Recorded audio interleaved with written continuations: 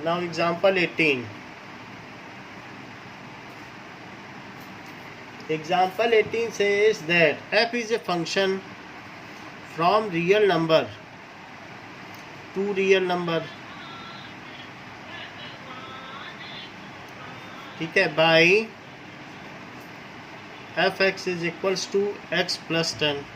इस तरीके से डिफाइंड है, f(x) is equals to x plus 10. तो अब इसका वो ग्राफ बनाने को कह रहा है, मेक इट्स ग्राफ.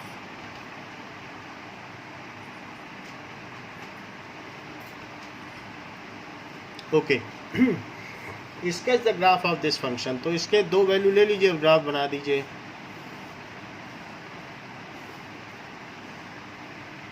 x और f(x) को ही y कहते हैं.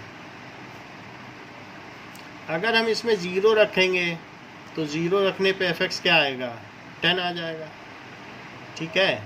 और अगर -10 रख दें x को तो क्या होगा, -10 रखने पर f(x) क्या आ जाएगा, 0. तो चूंकि x हमने निगेटिव क्वाड्रेंट में ले रखे हैं तो निगेटिव में से दिखाना भी पड़ेगा. 1 2 3 4 5 6 7 8 9 10. तो -10 मैंने यहाँ ले लिया. एक पॉइंट हमारा हो गया -10 0. तो यहाँ पर देखा जाए तो -10 0 एक पॉइंट है और एक है 0 10. 0 10 कहाँ होगा, 1 2 3 4 6 7 8 9 10. This is 0 or 10. Though I have made it as a rough diagram, however you are suggested to make it on graph paper, and dots should be like this. जो पॉइंट होंगे उसको चारों तरफ एनसर्कल कर दे, डॉट को बड़ा ना करें. तो हमने इसमें दिखाने के लिए मैग्नीफाई भले कर दिया हो, ये जो दो पॉइंट है -10 0. सो दिस इज ग्राफ. आपको ग्राफ बनाने को कहा गया है. ये एक लीनियर फंक्शन है और इसमें आप लिख सकते हैं f(x) is equals to x plus 10. जो y एक्सिस है वही f(x) है.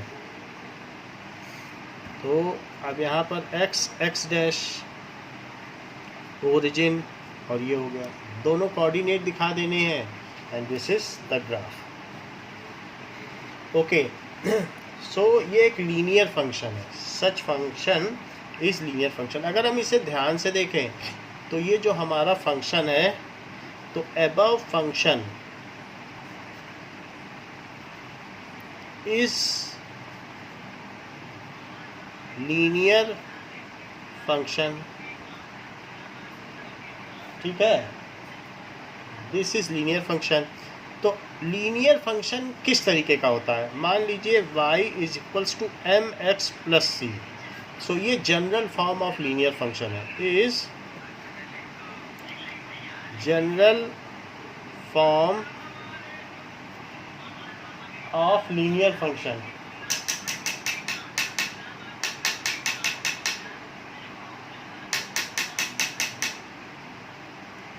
ठीक है, एक मिनट.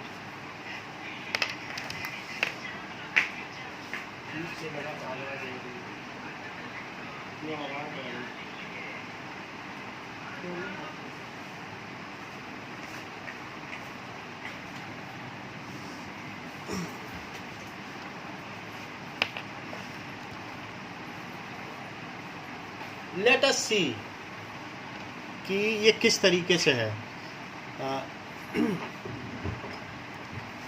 लाइक अगर हमको दिया जाए y is equals to √3x plus 2, तो हम इसे कैसे बनाएं.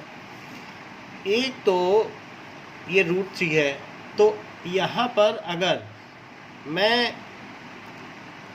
x को 0 रखूं तो क्या होगा.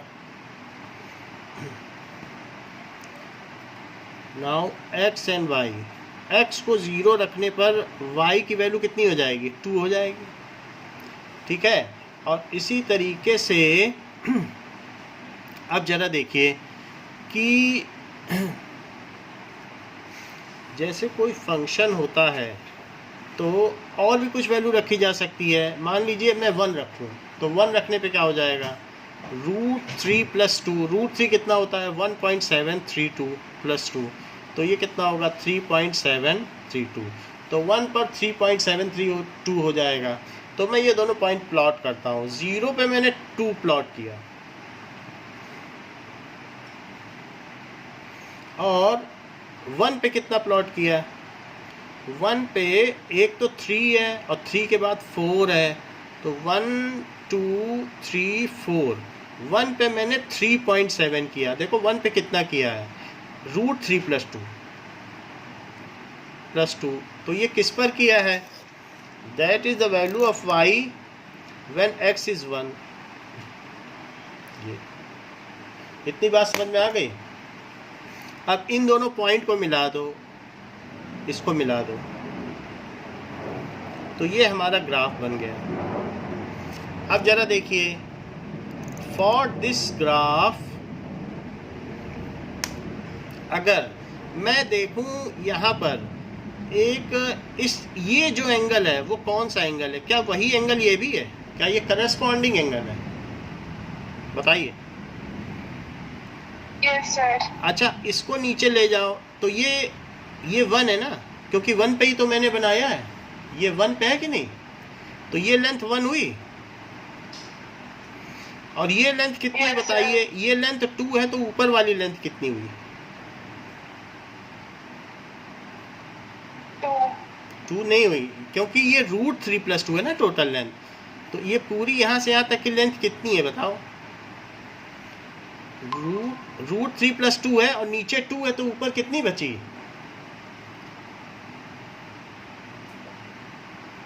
बताएं। Is it √3? Yes sir. अच्छा, तो क्योंकि √3 + 2 है। अब मैं इस एंगल को निकालूं, तो ये एंगल क्या होता है, क्या perpendicular by base he angle होता है,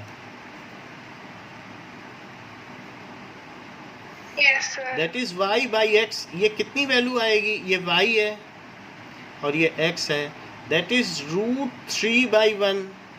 तो tan थीटा √3 किसके लिए इक्वल होता है, थीटा की क्या वैल्यू होनी चाहिए, 60 डिग्री। तो tan 60 degree is equal to √3। अच्छा, और ये जो 2 आया है वो क्या आया है यहाँ पे, क्या ये y एक्सिस पे इंटरसेप्ट है, जहाँ पर ये ग्राफ इसको कट कर रहा है, वो लेंथ वही लेंथ 2 है क्या, यस सर। तो ये जो चीज होती है वो होता है y इंटरसेप्ट।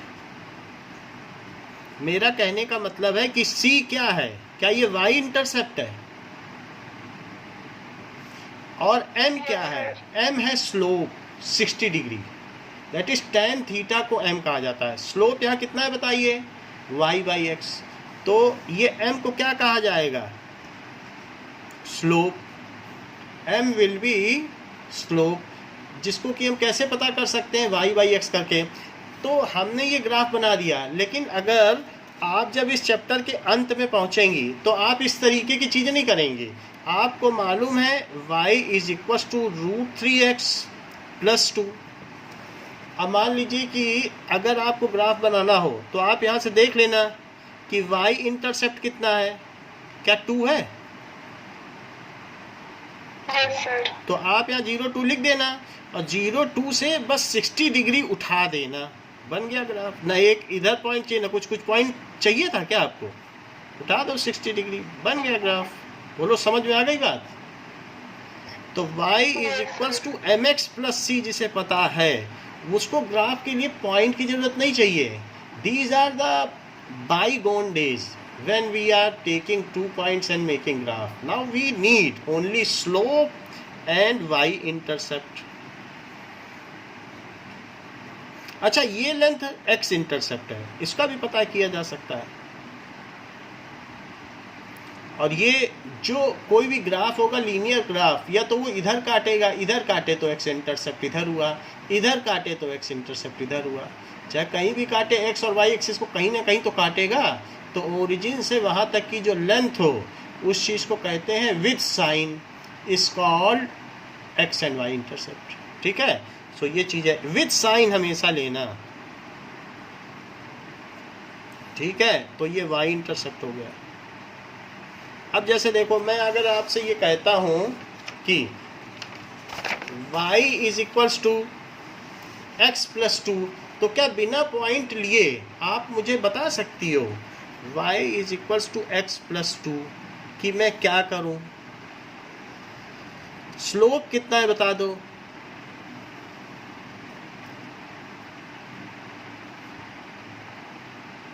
स्लोप पता चल रहा है? m की वैल्यू कितनी है बताओ? 1 है क्या? m 1 है। m को क्या tan थीटा बोला जाता है? Yes, तो sir. थीटा कितना हुआ?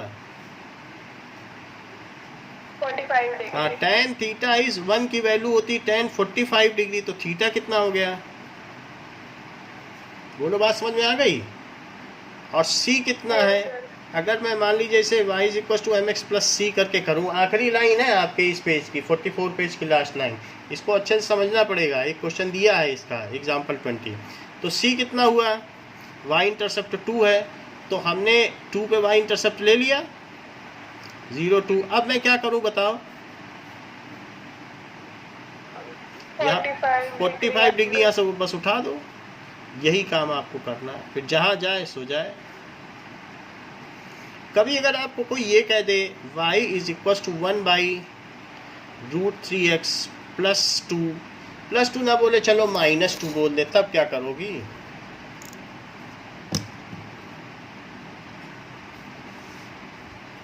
अब क्या करेंगे? फिर नीचे ले लेंगे, m की वैल्यू कितना है और एंगल क्या है बताओ? M की वैल्यू 1/√3 एंड एंगल 30 डिग्री। सही बताया है। और y इंटरसेप्ट क्या है? c -2। तो अब मैं नीचे लेता हूँ, मतलब y इंटरसेप्ट ये नीचे हो गया, तो 0 और -2। और अब कितने पे बताओ ये लिया जाए? 30 पे लिया जाए। 30 इतना होता है, थोड़ा एंगल लेना पड़ेगा। 30 तो थोड़ा एंगल होता है। बस इसी पर अपना ग्राफ की वैल्यू लिख लो, y इज इक्वल टू 1/, है आसान तरीका कि नहीं? और इसी तरीके से ये y is equals to X plus 2। अब जरा देखो, so this is y is equals to M X plus C, याद रखना है आपको बस। अब आप आ जाइए एग्जाम्पल नंबर 19 पर। सो एग्जाम्पल 19 क्या कहता है? Let r be a relation from q to q defined by. r एक रिलेशन है, वो किससे है? It is from q। q होता है रेशनल नंबर, से q तक है, defined as r is equals to set of all ordered pair AB such that AB belongs to rational number and A minus B it is equals to Z। जो भी आपके infinite sets हैं उनको bold में लिखना है, और जो वेल नोन सेट्स हैं उन्हें बोल्ड में लिया जाता है। ऐसा हमने लिया भी है, अब देखो ठीक है। अब क्या पूछता है? पूछ रहा है शो दैट, पहला देखो कि क्या A will belong to R for every A belonging to Q. कोई भी रेशनल नंबर ले लो, मैं कहता हूँ 2/3 ही क्यों ना ले लो, एक रेशनल नंबर ले लो, तो क्या 2/3 और कॉमा 2/3 ये इस रिलेशन के हिस्से होंगे? क्या वो इस नियम का पालन करेंगे? Will they abide this law? As 2/3 minus 2/3 is equal to 0 which belongs to Z।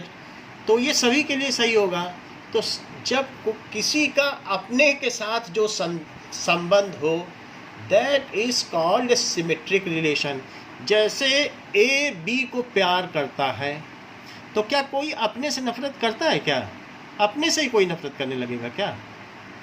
हर व्यक्ति तो सबसे ज़्यादा खुद से प्यार करता है, बोलो है बात कि नहीं?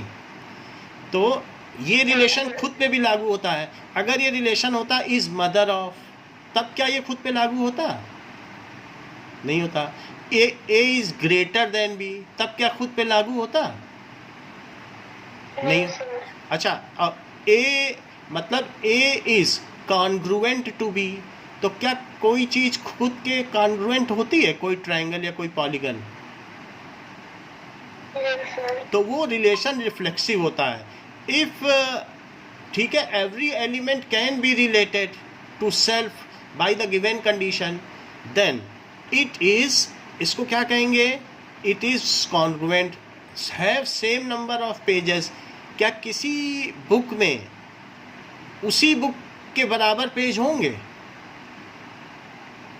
बताओ। तो वो तो होंगे ही, क्योंकि किसी बुक में नंबर ऑफ पेजेस निकालो तो इट विल हैव एक सेम नंबर ऑफ पेजेस। समझ में आ गई ना बात? तो ये बात है, तो किसी भी बुक में अपने के बराबर तो पेज होंगे ही। ठीक, समझ में आ गया ना? ठीक है, ओके, एक मिनट, थोड़ा सा फ़ोन एडजस्ट करता हूँ।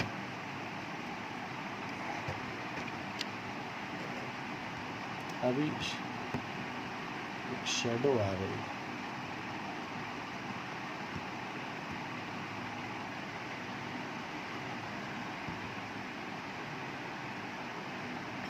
इतनी बात हो गई, अब हम आगे बढ़ें।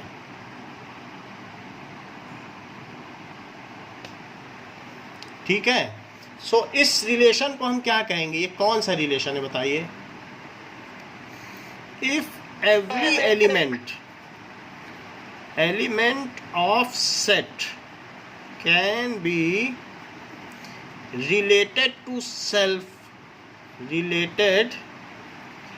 सेल्फ बाई गिवन कंडीशन, जो कंडीशन दी हो तो हर एक एलिमेंट को खुद के साथ रिलेट किया जा सके कंडीशन, देन एवरी एलिमेंट होना चाहिए। नहीं कि किसी एक में हमने देख लिया, एक में नहीं, सब में वही चीज़ होनी चाहिए। आप कुछ भी ले लो, और कुछ भी मन में आए, -2 ले लो, उनका भी डिफरेंस एक इंटीजर होगा। Then such a relation is called reflexive relation, is called reflexive relation. इस प्रकार के संबंध को अपना ही रिफ्लेक्शन मानते हैं, दैट इज रिफ्लेक्सिव रिलेशन। अब जरा देखो सेकंड रिलेशन कि ए बी कह रहा है कि A B belongs to R implies that B A belongs to R। अगर मान लो ए बी वहाँ है तो वहीं आसपास बी ए भी मिल जाएगा। मैं कहूँ कि दो पुस्तकों में 2 books have same number of pages, और इसलिए मैथ्स की बुक और बायो की बुक में सेम नंबर ऑफ पेजेस है, तो मैथ्स कॉमा बायो मैंने लिख दिया।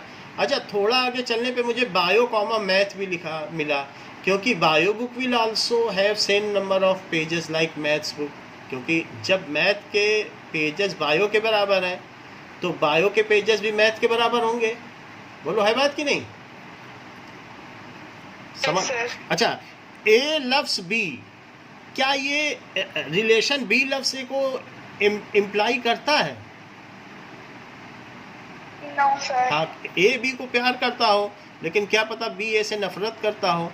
तो इसलिए इसका प्रूफ देखो, ये प्रूफ हमने बताया, ये जो भी चीज़ बताई जा रही है proof, that means it is a reflexive relation. तो दिस इम्प्लाइज, इससे क्या इम्प्लाई हुआ कि ए बिलोंग्स टू आर, ये लिखना पड़ेगा, ए बिलोंग्स टू आर, इससे ये इम्प्लाई हो गया, प्रूव हो गया कि नहीं? Hence proof. अब जरा दूसरा देखो प्रूफ। सर लेफ्ट साइड से शीट कट हो रही है। क्या बोलो? लेफ्ट साइड से शीट कट हो रही है। लेफ्ट साइड से? अच्छा, एक मिनट रुको, अभी भी हो रही है।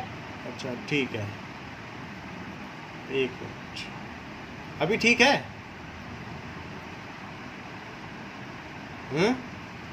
सर थोड़ा सा और साइड लेके चाहिए।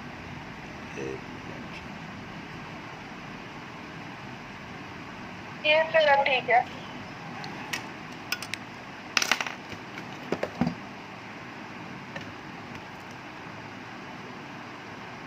अभी ठीक है ना? बताना जब कटे। अभी मैं अभी एडजस्ट कर रहा हूँ, बड़ा भी दिखना चाहिए। अभी ठीक है? Yes sir. चल,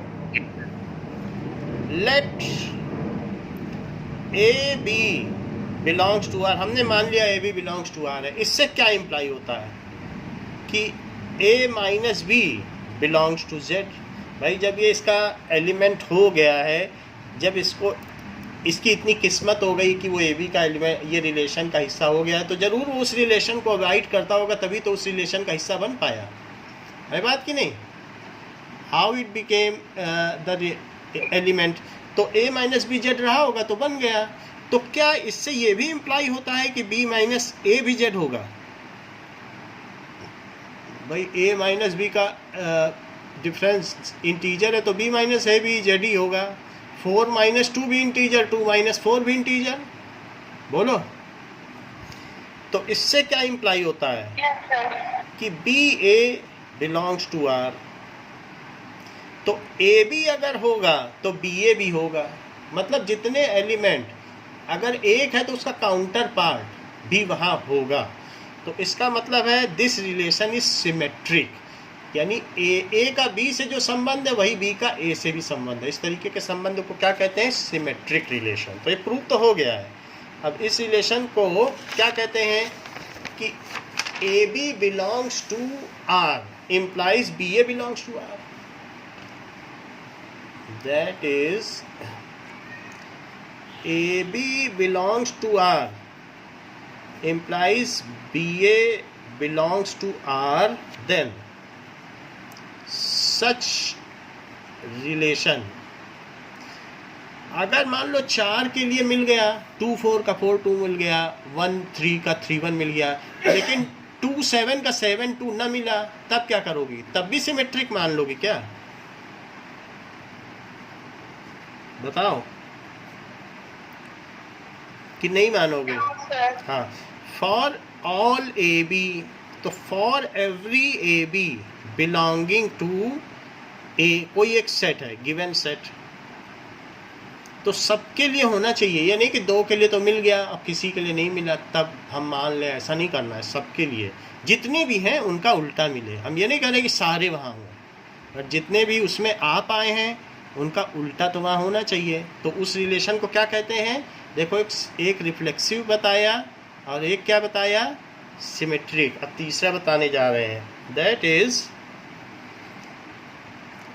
ए B belongs to R and B C belongs to R. अगर मान लो एक ट्रायंगल दूसरे के कॉन्ग्रुएंट और दूसरा तीसरे के कॉन्ग्रुएंट, ये दोनों कॉन्ग्रुएंट हैं और ये दोनों कॉन्ग्रुएंट हैं, तो क्या ये इसके भी कॉन्ग्रुएंट हो जाएगा? Yes sir. तो इस तरीके से मान लीजिए A and B books are have equal number of pages and B and C are having equal number of pages, तो क्या ए और सी में भी इक्वल नंबर ऑफ पेजेस होंगे? बोलो। Yes sir. दिस इम्प्लाइज कि, हाँ बेटा, बीच बीच में रिस्पॉन्ड करोगे तो हमारा मोटिवेशन होता है और फिर हम और अच्छे से समझाने की कोशिश करेंगे। आपका सपोर्ट ज़रूरी है, ठीक है? नहीं तो फिर क्या होता है कि टीचर का मोरल अप नहीं हो पाता है। तो हम चाहते हैं कि you should nod in between, कहीं पर भी जो चीज़ समझ में आ जाती है तो वहाँ पर आप रिस्पॉन्ड किया करो। सो ए सी बिलोंग्स टू आर। जैसे मैं ये कह रहा हूँ कि 1 2 बिलोंग्स टू आर है और 2 3, ये और ये सेम होने चाहिए। ध्यान दो जरा, जो इसका दूसरा एलिमेंट वो इसका क्या होना चाहिए?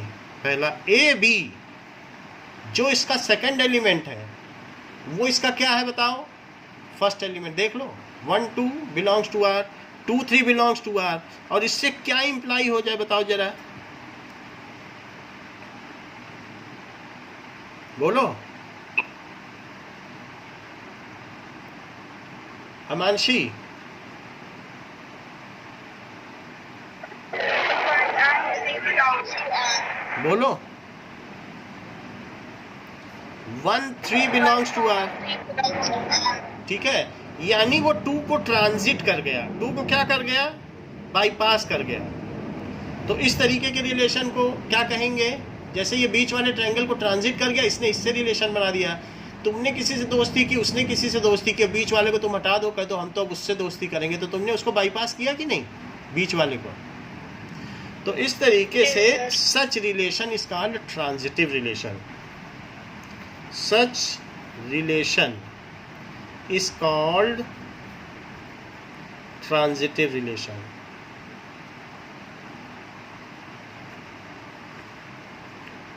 अब देखो, ये तो हमारे क्वेश्चन का हिस्सा नहीं है, हमारे क्वेश्चन का हिस्सा कुछ और है। प्रूफ देखो, let A B belongs to R, B C belongs to R. और अगर मैं ये प्रूफ कर दूं कि A C belongs to R, इसका पहला और इसका दूसरा, दूसरे सेट का दूसरा, पहले सेट का पहला, इनके बीच में भी वही रिलेशन है, वो भी बिलोंग करते हैं, तो फिर ये ट्रांजिटिव हो जाएगा।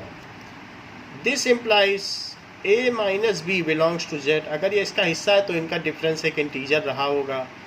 B minus C belongs to Z, तो बी माइनस सी भी जब इस रिलेशन के हिस्से हैं, इस संबंध के हिस्से हैं, तो इनका डिफरेंस भी इंटीजर रहा होगा। तो this implies A minus B plus, और दो इंटीजर का सम क्या होता है जरा बताओ, क्या वो भी एक इंटीजर होता है? तो बी से बी कटा, इससे क्या पता चला? ठीक है राजदीप, समझ में आई बात कि नहीं? भाई दो इंटीजर हैं तो उनका सम भी तो एक इंटीजर ही होगा। तो a minus C belongs to R, तो इसका अगला स्टेप क्या होगा, क्या लिखें, बोलिए Mansi. A comma B belongs to a comma C. हाँ, a कॉमा सी, क्योंकि जब उनका डिफरेंस एक इंटीजर है तो अब उन्हें भी इस रिलेशन में आ जाना चाहिए, belongs to R. So hence proved, जहां पर ए बी सी क्या है, A B C belongs to Q, ये क्यू के हिस्से थे, एवरी न लिखो, बस A B belongs to Q या गिवन सेट। समझ में आ गई ना? जो भी ए बी है, जो उसमें है, उसी से तो, उसी पूल से तो उठाए गए हैं। अच्छा, तो ये हमने प्रूव कर दिया। अब जरा देखो, any relation which is reflexive, symmetric and transitive is called equivalence relation. जिसमें तीनों चीज़ें हों, जो तीनों रिलेशन को पाया जाता हो, तीनों रिलेशन से डिवाइडेड हो, रिफ्लेक्सिव भी हो, सिमेट्रिक भी हो और ट्रांजिटिव भी हो, उसको इक्विवेलेंस रिलेशन कहते हैं या समतुल्य संबंध कहते हैं। Any relation which is reflexive, symmetric and transitive is called equivalent relation. Equivalent relation, equivalence relation। अच्छा, मैं एक रिलेशन बता रहा हूँ कि R इज, जैसे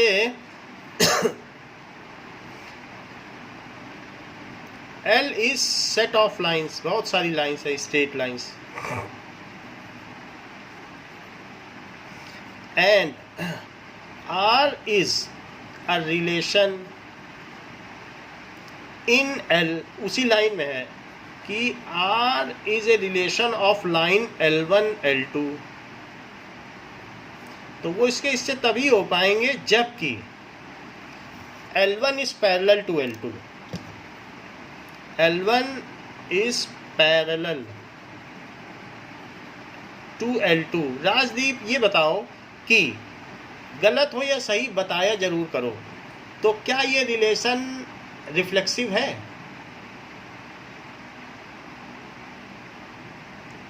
अमानशी, रिफ्लेक्सिव है? Yes, sir. L1 क्या ये इस रिलेशन का हिस्सा हो पाएंगे? For every L1 belonging to L, क्या हर लाइन खुद के पैरेलल होती है? Yes, sir. अच्छा, क्या ये सिमेट्रिक है?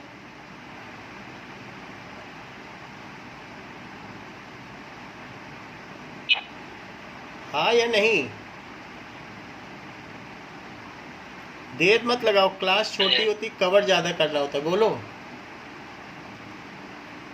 सो L1 L2 belonging to R implies L2 L1 belongs to R, तो ये सिमेट्रिक भी हो गया। इट इज रिफ्लेक्सिव, क्योंकि L1 L2 के पैरेलल है, तो क्या L2 भी L1 के पैरेलल होगी? Yes, sir. हाँ, इट इज सिमेट्रिक। हाँ बोलो, समझ में आई राजदीप? आपका कनेक्शन का भी कुछ प्रॉब्लम है। हाँ, नाउ अगर L1 L2 belongs to R, L2 L3, your voice is coming intermittently, it is not coming completely continuously, so that is not well understood. अच्छा, ये बताओ ट्रांजिटिव होगा क्या? Yes, sir. This implies L1 L3 belongs to R, so relation is transitive. ये है, तो क्या ये रिलेशन इक्विवेलेंस रिलेशन होगा?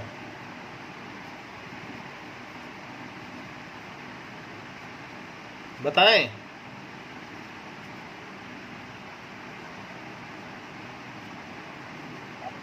इज इट और नॉट? Yes, sir. अच्छा, ओके, अगर एक क्वेश्चन दिया है R is a set of all AB such that A is equals to B, where AB belongs to natural number. Tell, natural number पे mapping की गई है, A B के बराबर है। Is it a reflexive, symmetric और transitive relation, या कोई इसमें है और कुछ नहीं है? आप अपनी राय दें।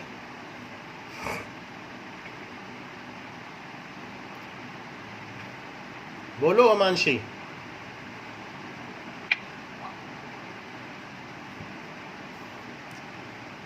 Non-symmetric. हाँ,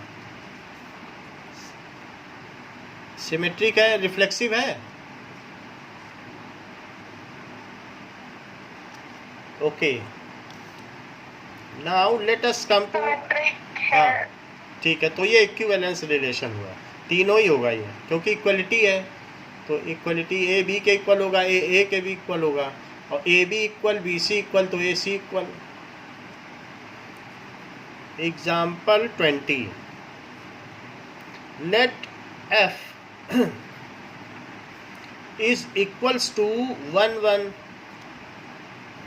2 3, ठीक है, और 0 -1 एंड -1 -3, ये चीज़ है। तो वो जो फाइबर नेट होता है राजदीप, वो लगवाओ, क्योंकि 11th 12th की क्लास बहुत सेंसिटिव है, इसमें कनेक्शन प्रॉब्लम नहीं होनी चाहिए। आपको भी ये 1 साल 1.5 साल तो ऐसे ही चलेगा और ऐसे ही पढ़ना पड़ेगा। तो आपका कनेक्शन प्रॉब्लम होगा तो कम्युनिकेट नहीं हो पाएगा हमसे, आप पूछ नहीं पाओगे, हम बता नहीं पाएंगे। सो अमांशी का भी कभी आता है कभी नहीं आता है, तो जितना इम्प्रूव्ड होगा हमें भी अच्छा लगेगा, आपको भी समझने में अच्छा लगेगा। तो ये चीज़ दी गई है। ये एक भी ये लीनियर फंक्शन, ये कैसा है? लीनियर फंक्शन है, from z to z, from z से z पे डिफाइंड है लीनियर फंक्शन, ठीक है। Find fx। अच्छा, ये मुझे बताओ, लीनियर फंक्शन की इक्वेशन क्या होती है? अभी थोड़ी देर पहले बताई थी। mx plus c. हाँ, ये सही बताया, mx प्लस c। कोई भी 2 वैल्यू इसमें डाल दो, और 2 वैल्यू डालने पर आपको m और c पता चल जाएंगे। मान लो मैं 1 1 पिकअप करता हूँ, तो 1 1 पिकअप करने पे यहाँ आपने y कितना है बताओ? यही तो y है, ये क्या चीज़ है? क्या यही y नहीं है? तो y की जगह 1 डालो, m नहीं पता, x की जगह क्या डालो 1, और c की जगह भी कुछ नहीं मालूम है, सिर्फ x और y पता है, x y डाल दिए। तो हमें क्या मिल गया, m plus c is equal to 1 मिला।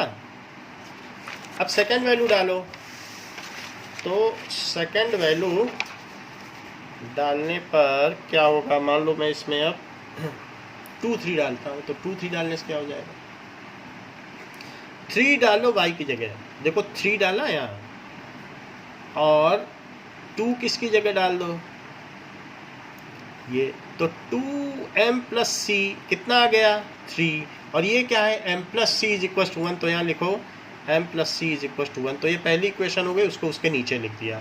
ये सेकंड इक्वेशन थी, फर्स्ट को मैंने इसके नीचे लिख के सब्ट्रैक्ट कर दिया। ऐसा करने से हमको m की वैल्यू मिल गई 2।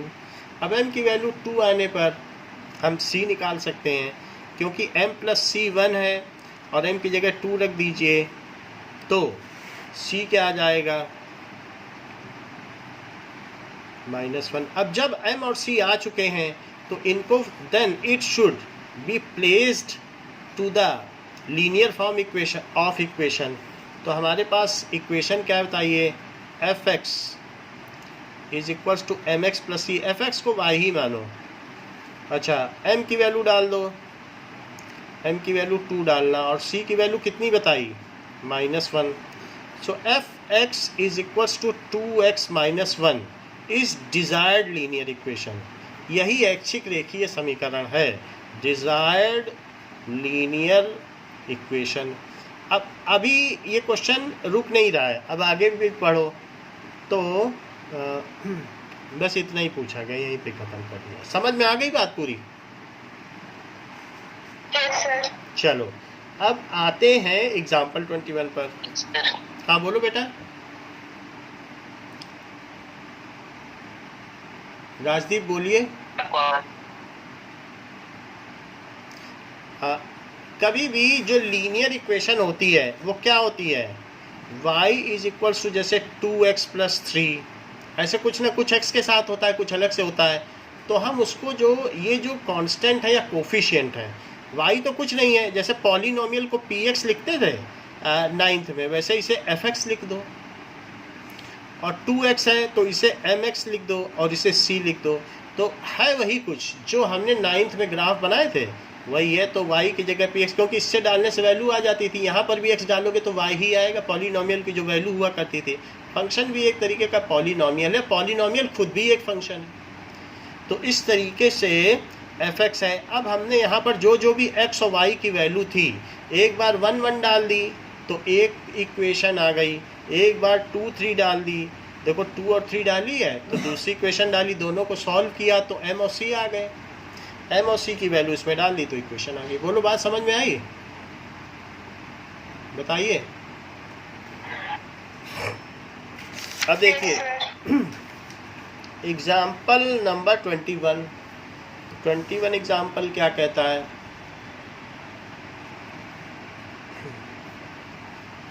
कि फाइंड द डोमेन fx है, तो it is equals to x square plus 3x plus 5 और upon x square minus 5x plus 4। इसमें कुछ भी डालो, x की जगह दे देगा, लेकिन दो चीज़ मत डाल, ऐसी चीज़ कोई मत डाल देना जिससे नीचे 0 आ जाए।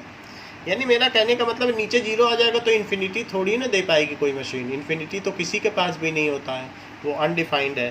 तो denominator should not be equal to 0, that is x square minus 4x minus x, middle term splitting कर दी, it should not be equal to 0।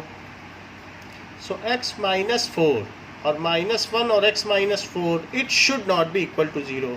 तो x माइनस 1 और x minus 4 should not be equal to 0। जब दो चीज़ों का product 0 के equal नहीं होना चाहिए तो उसमें से पहले को भी 0 नहीं होना चाहिए और दूसरे को भी, एक भी 0 हुआ तो गड़बड़ हो जाएगी।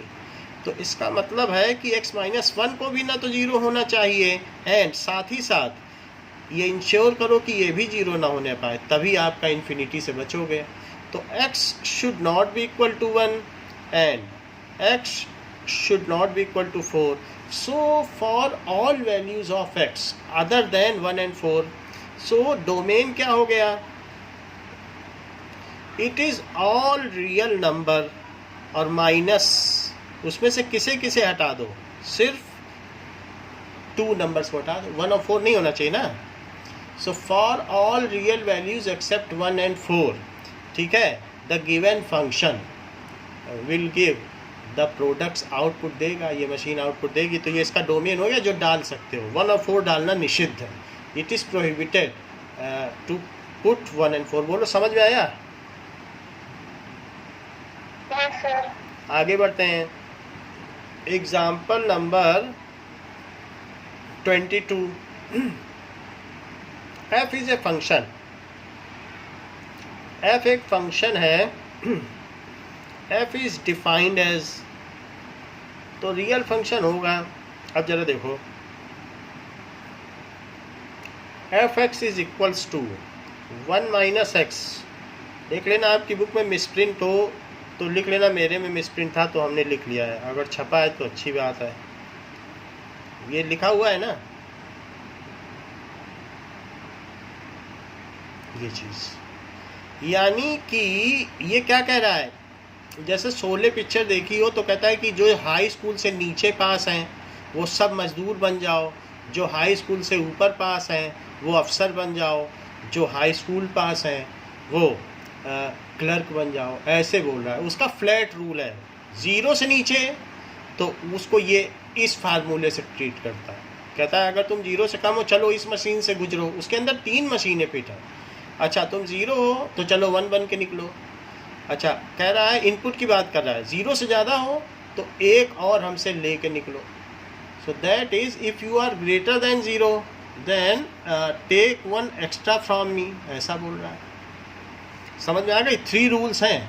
वो देख के अपने मशीन से जाने देता है कि तुम छोटे हो, निगेटिव हो तो ये फार्मूला लगाऊंगा, पॉजिटिव है तो ये लगाऊंगा, 0 हो तो ये लगाऊंगा. अब देखो, अब हम इस मशीन में मान लीजिए मैंने -2 डाला, तो -2 डालेंगे तो बताओ अमांशी क्या मिलेगा? वही फार्मूला लगाना जो जिसके लिए एप्लीकेबल है. बताइए.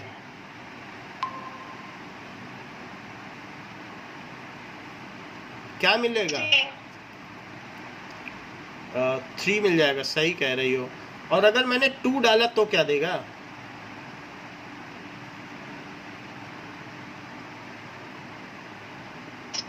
सही है.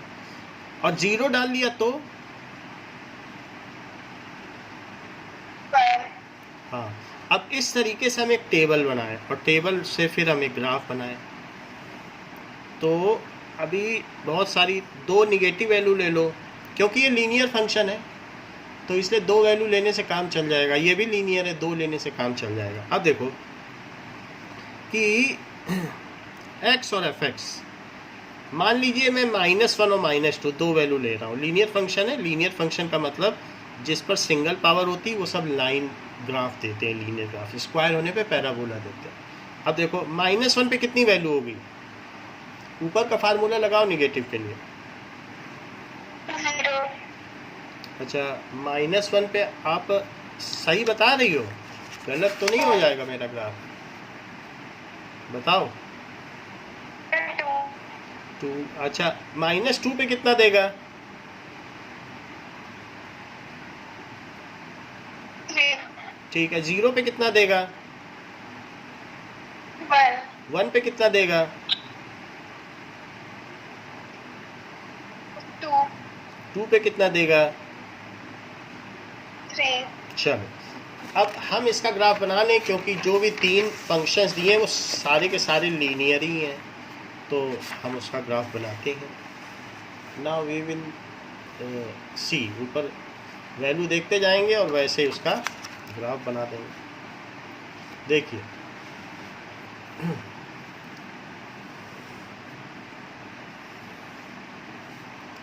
वन टू तक तो हमने इसमें ले लिया, और y एक्सिस पे 3 तक ले लो बस, बाकी ज़्यादा लेने की ज़रूरत नहीं है. 2 पॉजिटिव में भी ले लिया, 2 नेगेटिव में, -1 ये +1 +2 और ये -1 -2 और 1 2 3, ज़्यादा आगे जाने की ज़रूरत नहीं है। यहाँ भी कुछ ले लीजिए, बाकी आप सबको मार्किंग कर लीजिएगा। अब देखिए, और इधर की ओर fx भी लिख सकते हो या y dash, book y dash लिख रही है। अब जरा देखो कि 0 पे कितनी वैल्यू है। 0 1 है, 1 पे कितनी है 2, तो 1 2, 2 पे कितनी है 3, तो 2 पे 3।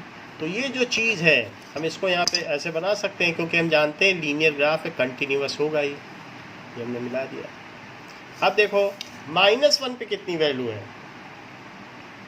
2, तो 2 पे मिलाओ। -2 पे कितनी वैल्यू है 3, तो 3 पे जाओ। तो इस तरीके से यहाँ पर भी लीनियर ग्राफ आ जाएगा। तो आप बुक से मिलाइए। समझ में आ गया ग्राफ कैसे बना है? yes sir, अगर समझ में आ गया है तो इसको देखने से आपको क्या पता चलता है कि मान लीजिए ये सारी वैल्यू दी गई हैं, क्या x की कोई भी वैल्यू आप लोगे, कोई भी, तो उस पर मशीन कुछ ना कुछ देगी कि नहीं देगी? मान लो आप कोई भी लो, मैं कहता हूँ √2 ही ले लो, तो √2 ले लोगे, √2 यहाँ कहीं पड़ता 1.4, तो ये मशीन मना करेगी कि कुछ ना कुछ दे देगी? बताओ √2 पे कितना देगी? देखेगी वो पॉजिटिव क्वांटिटी है तो उसको इस फार्मूले से गुजार देगी, तो कितना दे देगी √2 + 1, और ऐसे ही -√2 को देखेगी ये निगेटिव क्वांटिटी है तो 1 -√2, तो 1 + √2, तब भी वो पॉजिटिव दे देगी।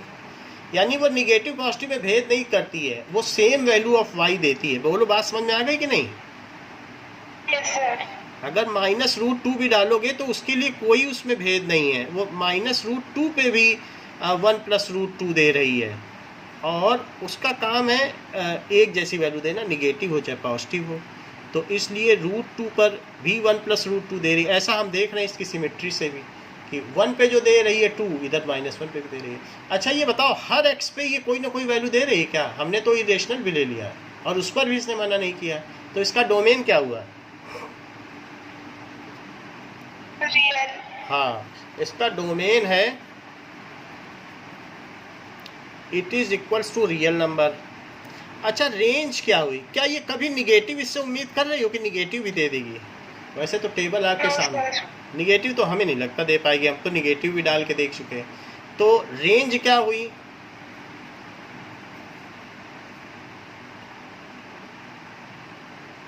नेचुरल नंबर, भाई नेचुरल तो नहीं कह सकते हैं, 1 + √2 भी दे रही है, इतनी तो हिम्मत है इसके पास, इरेशनल तक भी दे रही है। पॉजिटिव इंटीजर, हाँ इंटीजर पे अभी भी और थोड़ा और नेगोशिएट करो, इरेशनल भी दे रही है। नंबर, बोलो क्या बोला, बताओ। होल नंबर, होल नंबर, ये 1 + √2 दे रही है √2 पर, तो होल नंबर होता है क्या 1 + √2? 1 + √2 क्या होता है? इरेशनल नंबर, तो इरेशनल भी दे रही, रेशनल भी दे रही, आप डाल के देख लो ना। √2 डालो तो वो 1 + √2 दे रही है, तो आप कह रहे हैं कि नेचुरल होगा, वो मना ही नहीं कर रही, कह रही कुछ भी डालो। यहाँ पर कोई रिस्ट्रिक्शन है क्या इसके अंदर? को जो डालोगे वो एक जोड़ के दे रही है, तो क्या हुआ बताओ रेंज? पॉजिटिव रियल नंबर, थोड़ा और निगोशिएट करो। क्या ये 0.5 भी दे देगी क्या हमें भाई? अगर दे देगी तो किस पर देगी?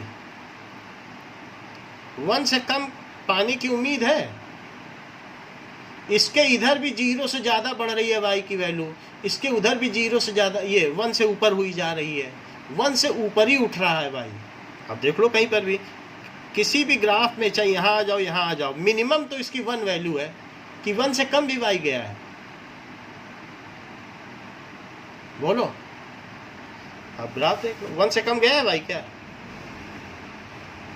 नो सर, तो बताओ इसका रेंज क्या होगा?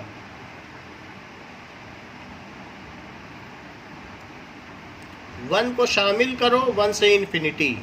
बोलो समझ में आ गया? Yes, sir.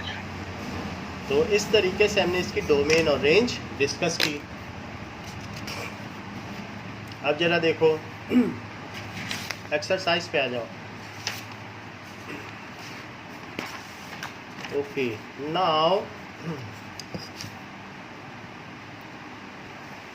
यहाँ पर क्वेश्चन नंबर 2 करो पहले, मिसलीनियर एक्सरसाइज, मिसलीनियस।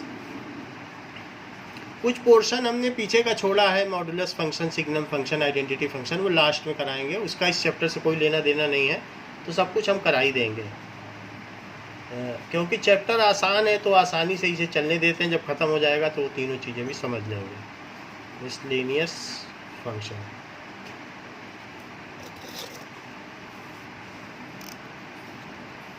Miscellaneous exercise.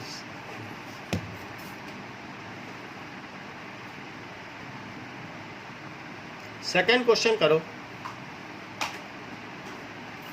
कहता है कि f x is equal to x square, तो फाइंड f1.1 माइनस f1 और अपॉन 1.1 माइनस 1। तो एफ एक्स पे क्या फार्मूला लगेगा, एक्स स्क्वायर, तो ये 1.1 का स्क्वायर हो जाएगा कि नहीं भाई, एफ एक्स है दैट इज एक्स स्क्वायर, और f1 तो 1 स्क्वायर, और नीचे 1.1 माइनस 1 तो 0.1। 1.1 का स्क्वायर कितना होता है, 5.21, और माइनस 1 और 0.1, तो कितना आंसर आ जाएगा, 0.21 अपॉन 0.1, तो कितना आंसर आया,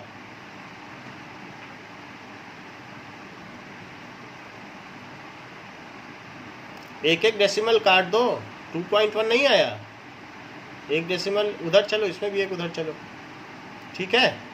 yes sir, चलो अब थर्ड क्वेश्चन देखो। देखो थर्ड की तरह तो हमने करा है ना, अभी डोमेन पता करना है, तो एफ एक्स दिया है, नीचे की चीज़ जीरो नहीं होनी चाहिए, नहीं तो आपको इस मशीन से कुछ मिलेगा नहीं। अगर ज़ीरो डाल, ऐसा कोई एक्स डाल दिया कि नीचे की वैल्यू ज़ीरो हो गई, then you are not getting any output.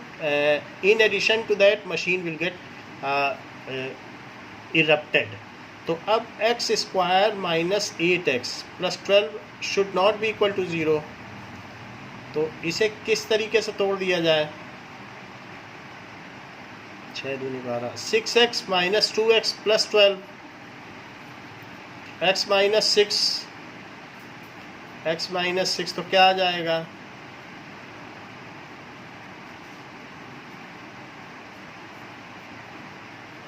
It should not, अगर किन्हीं दोनों चीज़ों का प्रोडक्ट ज़ीरो नहीं होना है तो दोनों को ही ज़ीरो नहीं होना है, इसे भी ज़ीरो नहीं होना है एंड इसे भी ज़ीरो नहीं होना है, तभी ये मिलके इनका प्रोडक्ट ज़ीरो नहीं होगा।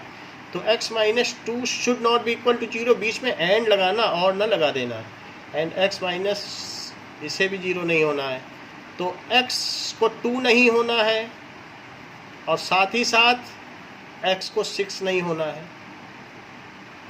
तो ऐसे केस में डोमेन क्या हुआ,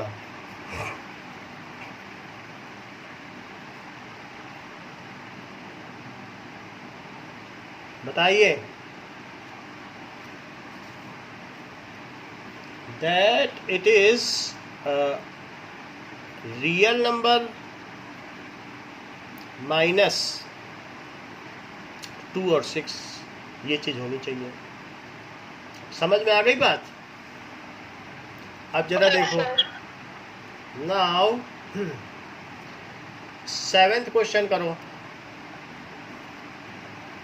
तो 7th क्वेश्चन क्या दिया है कि एफ जी कॉमन डोमेन में है from real number two real number, तो एफ एक्स क्या है, जी एक्स क्या है, 2x माइनस 3।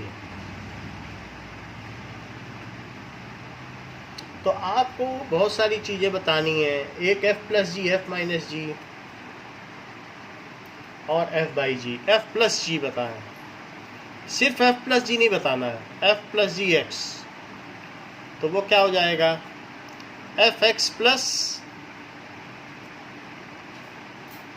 gx, तो gx कितना है ना, it is equal to 3x, और यहाँ कितना आ जाएगा -2 f माइनस gx। अब हम कैसे निकालें, इसकी भी अलजेब्रा है, that is x plus 1 minus 2x minus 3, तो ये कितना आ जाएगा, ये हो गया। अब कह रहा है कि f बाई जी निकालो, so it is equals to fx upon gx। Machine को मशीन बनाए रखने के लिए इस बात का खास ध्यान रखा जाए कि डोमेन से वो एलिमेंट निकाल दिए जाएं जो मशीन को ख़राब करते हो, नहीं तो मशीन बाज़ार में बिकेगी नहीं। तो fx कितना है, x प्लस 1, gx क्या है 2x माइनस 3। तो वेयर 2x माइनस 3 को क्या नहीं होना चाहिए, 0, नीचे 0 नहीं होना चाहिए, तो x को क्या नहीं होना चाहिए,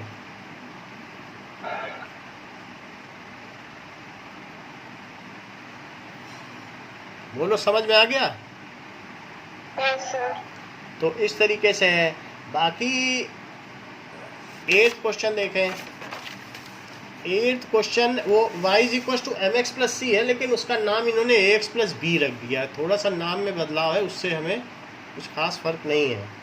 8th क्वेश्चन क्या कह रहा है कि fx is equal to ax plus b, हम इसमें वैल्यू डाल देते हैं, 1 1 डाल दो, 1 इज इक्वल टू y1 डाला, a इंटू 1 प्लस बी, तो a प्लस बी 1 आ गया, ये पहली इक्वेशन हुई।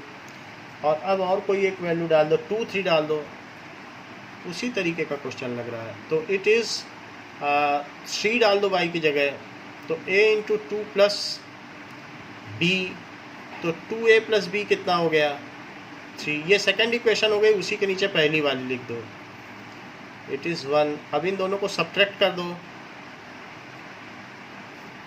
तो a किसके इक्वल हुआ 2। अब इसमें वैल्यू डाल दो, a प्लस बी 1 है, तो b कितना हो गया -1। Placing value of a and b,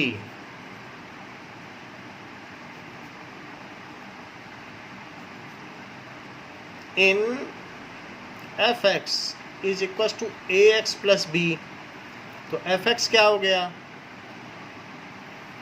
2x minus 1 हुआ कि नहीं, इज डिजायर्ड लीनियर इक्वेशन।